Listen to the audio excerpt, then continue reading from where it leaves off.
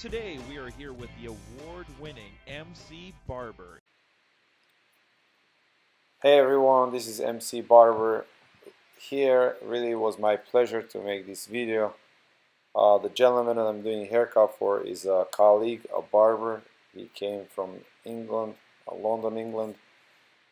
He was visiting New York City and he decided to stop by in Connecticut in my barber shop and get a haircut from me. And it was really my pleasure to do this haircut for him. So here I'm going through consultation. I'm looking at his hair, uh, examining his head, the shape of the head, the texture of the hair, the density of the hair, and consulting with my client to make sure that I understand what he wants. After I complete my consultation and I am aware of the haircut that he wants, as usually I comb the hair in the direction it naturally falls. I use 1.5. I remove the bulk and I create a foundation for the hairstyle. As you see, because he has slightly flat head towards the crown, I'm not going too high. I want to create that full square shape.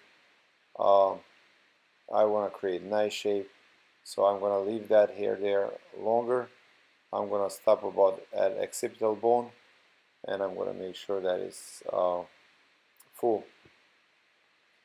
I'm using 1.5 as you can see, but I start with 1.5 flat on at the bottom of the hairline, and as I go up I kind of elevate my clipper and the hair gradually gets longer. So between bottom, where is 1.5, and where I finish towards the top is a dramatic difference. It's not 1.5 towards the top anymore.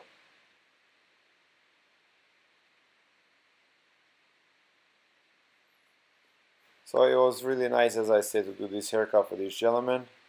It is always nice to meet barbers from other countries. Makes the job even more fun. We share the knowledge, exchange the experience. It really makes it very pleasant.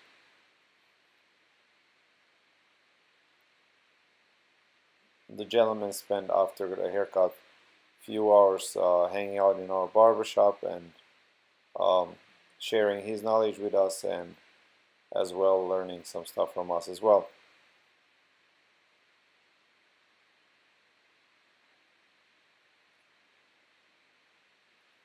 So as you can see, I have created a foundation for my hairstyle. I removed the bulk and now I'm going to do a fade. I'm going to start from 0. I'm using here outliner by Andes. The blade is made by Andes. It's outliner. It's approximately, it says right on it, 1 millimeter, or you can say here 6 zeros. The gentleman would like to have a low fade, so I'm starting with 0, really literally, as you can see, very low. I don't go high whatsoever. And now I'm gonna switch to my fading clippers. I get questions about my clippers and my tools all the time. I like everything that's cordless. Basically, it makes my job a lot easier. So I use octane Osters. I really like the design of those clippers for the heavy duty ones, for bulk removal and for foundation creation. And for fading clippers right now I'm using Magic clippers, and in the future I will see. But for right now I'm using Magic. They are good enough for me. I have two, so one I'm using, the other one is charging, and then in the next client I just switch them. I plug the one to charge that I already used, and I use the one that's fully charged. So I never, even though I'm busy all day every day, I never run out of the juice in my clippers. So here I'm working on my fade. There are different ways to fade. You can fade from top down or bottom up, or you can kind of change, go from uh, bottom up, or and then go back from up down. But in this case, I started uh, with 1.5. Then I hit my first line there, as you saw. I started my fade. Then I went with 1, and then I'm using 1/16. So basically, what I'm doing is I am fading from top down, just to ensure that my fade stays very low, that I don't go too high. Otherwise, if you are fading from bottom up, you could kind of push that line slightly higher than you normally want. So this is one way to kind of take precautions to keep your fade where you want. This is the way I do it, but if you do it different and you get results you like, it's just as good as mine. There is really no, I think, particular way that is better than the other way, as long as you get the results you want. That's what really counts. As long as you get the results and time, really that's all it is. The reason I like my system the way I cutting, as this gentleman actually can be a witness to that, since he was in my chair and then afterwards in my shop. These videos were made during the normal hours where I schedule every 20 minutes a client. So my system allows me to do a haircut like this in 20 minutes, or any other haircut for that matter, whether it's a long or short haircut. It allows me to do it in 20 minutes. So once I did my fade, I did my low fade, I switched, I moved to the top. Since we want to have the top spiky, I'm doing point cutting here, or notching, depends where you are from. The terminology can be used different from place to place. What I also noticed, that in different places they use simply different terminology for different things. So some places might call it a low fade, other places might call it a drop fade.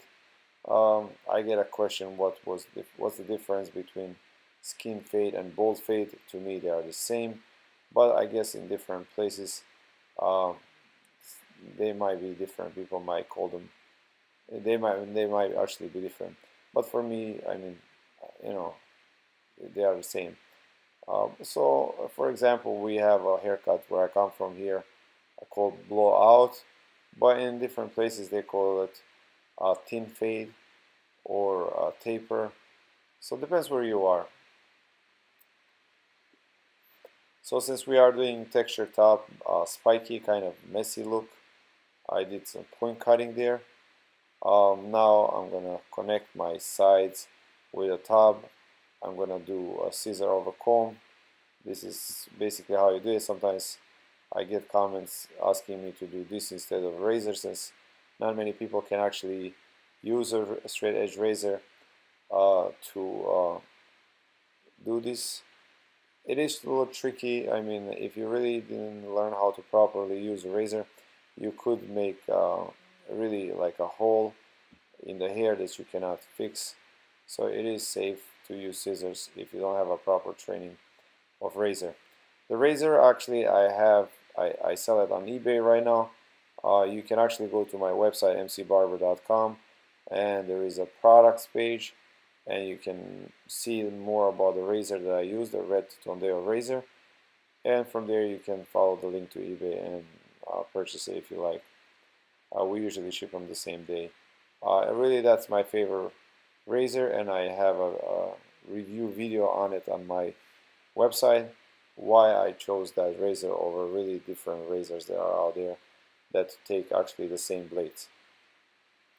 Once that is done, quick blow dry to dry the hair as one, and as two to set the roots. Here, to add a little more texture, I'm using a texturizing technique to just create a little more texture inside of the hair deeper, so you can get that kind of piecey look. And there it is, folks. That was your before, and this is your after. You have a very low fade or drop fade, which you would call, and a texture top spiky. Here you have another picture. Alright guys, thanks a lot for watching, really appreciate it. Please don't forget to subscribe if you haven't subscribed yet.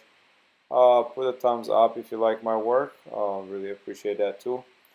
And here I have some of the videos that are coming up.